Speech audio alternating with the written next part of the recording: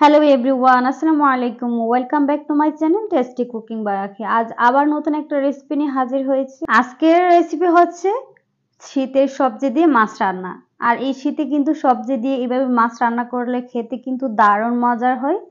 আর রেসিপিটা কিন্তু খুবই সহজ, আর এভাবে যদি রান্না করেন দেখবেন সবাই খেতে অনেক বেশি পছন্দ করবে। চলুন তাহলে দেখি এই সহজ রেসিপিটা কিভাবে রান্না করা হয়।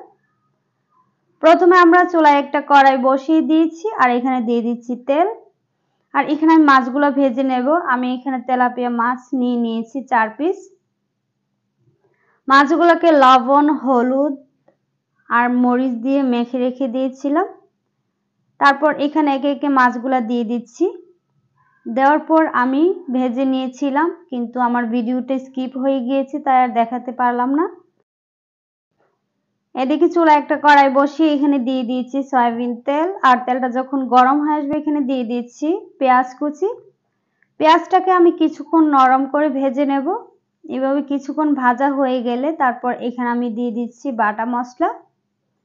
এখানে দিয়ে দিব হাফ চা চামচ রসুন বাটা আর হাফ চা চামচ আদা বাটা। আর এই সবজির মধ্যে এই রসুন আর আদা বাটা দিলে দেখবেন যে এর স্বাদ কিন্তু অনেক গুণ বেড়ে যাবে। অবশ্যই দেওয়ার চেষ্টা করবেন রসুন আর আদা বাটাটা। দেওয়ার পর আমি রসুন আর আদাটাকে প্রায় 3 থেকে 4 মিনিটের মতো ভালোভাবে ভেজে নিয়েছিলাম। ভেজে নেওয়ার পর এখানে আমি দিয়ে দিচ্ছি 2টা কাঁচামরিচ ফালি করা, আর এখানে দিয়ে দিচ্ছি পেঁয়াজ কুলি। শীতের সবজি পেঁয়াজ কুলি না দিলে কি হয়। পেঁয়াজ কুলিটা দেওয়ার পরও আমি 2 থেকে 3 মিনিটের মতো ভেজে নিয়েছিলাম আবারও। এভাবে ভেজে নেওয়া হয়ে গেলে তারপর এখানে আমি দিয়ে দিচ্ছি পানি। পানি দেবে যেন মশলাটা পুড়ে না যায় কষানোর সময়। পানিটা দেওয়ার পর এখানে আমি দিয়ে দিব স্বাদ মতো লবণ, হাফ চা চামচ হলুদের গুঁড়া, হাফ চা চামচেরও বেশি মরিচের গুঁড়া, হাফ চা চামচ দিয়ে দিচ্ছি ধনিয়ার গুঁড়া, আর দিয়ে দিচ্ছি হাফ চা চামচ জিরা বাটা। এগুলা দেওয়ার পর আমি সবগুলা উপকরণ ভালোভাবে মিশিয়ে নিচ্ছি। মেশানো হয়ে গেলে তারপর আমি এগুলাকে ঢাকনা দিয়ে ঢেকে কষিয়ে নেব 5 থেকে 7 মিনিটের মতো। কারণ মশলাটা একটু ভালোভাবে কষিয়ে নিলে দেখবেন রান্নার স্বাদ অনেকটাই বেড়ে যায়। তারপর আমি এখন ঢাকনাটা উঠিয়ে আবারও নেড়ে দিচ্ছি।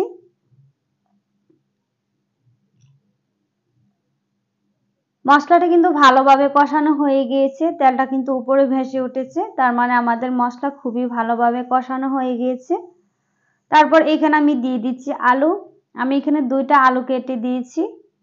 আলুটাকে দিয়ে আবারও মশলার সাথে ভালোভাবে মিশিয়ে নিব। মিশিয়ে নেওয়া হয়ে গেলে এখন ঢাকনা দিয়ে ঢেকে আলুটাকে 3 থেকে 4 মিনিটের মতো কষিয়ে নিব। 3 থেকে 4 মিনিট পর ঢাকনাটাকে উঠিয়ে নেড়ে দিচ্ছি।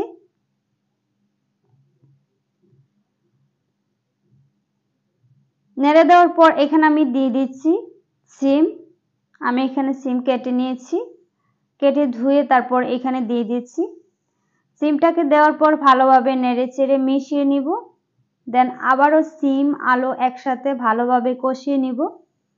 আর এই স্টেপগুলো কিন্তু একটু ফলো করবেন, কারণ যত ভালোভাবে কষানো হবে তরকারির স্বাদ কিন্তু তত বেশি হবে। এইভাবে ভালোভাবে কষিয়ে নেওয়ার পর এখানে আমি দিয়ে দিব পরিমাণ মতো পানি। আমি এখানে 1 কাপের মতো পানি দিয়েছি। পানিটা দেওয়ার পর আবারও সবগুলা একসাথে মিশিয়ে নিচ্ছি। মিশিয়ে নেওয়া হয়ে গেলে ঢাকনা দিয়ে ঢেকে রান্না করব 5 থেকে 6 মিনিটের মতো। 5 থেকে 6 মিনিট পর ঢাকনাটাকে উঠিয়ে নেড়ে দিব। নেড়ে চেড়ে তারপর এখানে আমি দিয়ে দিব ভেজে রাখা মাছগুলাকে। একে একে মাছগুলা দিয়ে দিচ্ছি। মাছগুলা দেওয়ার পর এখানে আমি দিয়ে দিব টমেটো। আমি এখানে বড় সাইজের একটা টমেটোই দিয়েছি। টমেটোটা দেওয়ার পর একটু হালকাভাবে নেড়ে চেড়ে দিবেন, না হলে কিন্তু মাছগুলা ভেঙে যেতে পারে। তারপর এখানে আমি দিয়ে দিব কাঁচামরিচ ফালি করা 4টা। কাঁচামরিচটা দেওয়ার পর ঢাকনা দিয়ে ঢেকে রান্না করব আরো 2 মিনিটের মতো। 2 মিনিট পর ঢাকনাটা উঠিয়ে নিচ্ছি। উঠিয়ে নেওয়া হয়ে গেলে এখানে আমি দিয়ে দিব ধনিয়া পাতা কুচি। আর শীতের সবজিতে ধনিয়া পাতা না দিলে কি হয়, ধনিয়া পাতা দেওয়ার পর একটু আলতোভাবে নেড়ে দিচ্ছি। নেড়ে দেওয়ার পর ঢাকনা দিয়ে ঢেকে আর 1 মিনিটের মতো রান্না করব। 1 মিনিটের মতো রান্না করার পর দেন চুলাটা অফ করে আমি আবারও দেখাচ্ছি। এখন ঢাকনাটাকে উঠিয়ে দেখাচ্ছি, দেখেন কতটা লোভনীয় হয়েছিল না দেখতে, আর খেতেও কিন্তু দারুণ ছিল। এভাবে বাসায় যদি একবার রান্না করবেন, বারবার এভাবেই রান্না করে খেতে ইচ্ছে করবে। সবাই ভালো থাকবেন, সুস্থ থাকবেন আর আমার জন্য দোয়া করবেন। আল্লাহ হাফেজ।